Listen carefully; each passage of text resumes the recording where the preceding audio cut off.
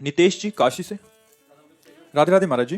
गुरुदेव भगवान, मैं कितना भी संभल कर चलता हूँ कोई ना कोई पाप बन ही जाता है। हृदय में फिर जलन होती है। सोचता हूँ क्या श्री जी मुझ पर कृपा करेंगी। नाम जब तो करवा रही हैं लेकिन पाप भी हो रहे हैं। अब इसमें थोड़ा सावधानी रखनी पड़ेगी। कुछ तो हम बात मानते हैं कि वासना से विवश होकर पाप हो जाता है। क्रोध तो तभी आता है जब काम आता है, ऐसे क्रोध नहीं आता है। क्रोध की उत्पत्ति काम से, कामा संजायते क्रोधा, क्रोधा स्मृति विभ्रमा, स्मृति भ्रंशात बुद्धिनाशो, बुद्धिनाशात प्रणश्यति।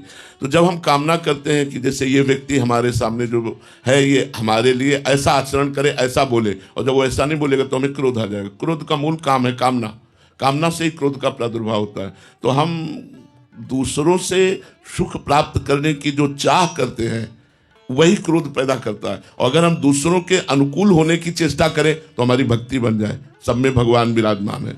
उमादि राम चरण रत विगत काम मद को, निज प्रभु में देखें जगत कैसन करें विरोध। जब हम सब में भगवान को देखने लगे और उनके अनुकूल व्यवहार हम करें, उनसे अपनी अनुकूलता ना चाहें, तो संपूर्ण क्रोध पर हम बस प्राप्त कर सकते हैं, वशीभूत कर सकते हैं क्रोध को। लेकिन क्रोध हमें वशीभूत नहीं कर पाएगा, क्योंकि हम इनसे अनुकूलता चाहते ही नहीं। हम इनको अनुकूलता देना चाहते हैं तो हमें क्रोध आएगा नहीं। और जब हम इनसे अनुकूलता चाहते हैं तब हमें क्रोध आता है कि हम तुम्हारी इतनी सेवा करते हैं।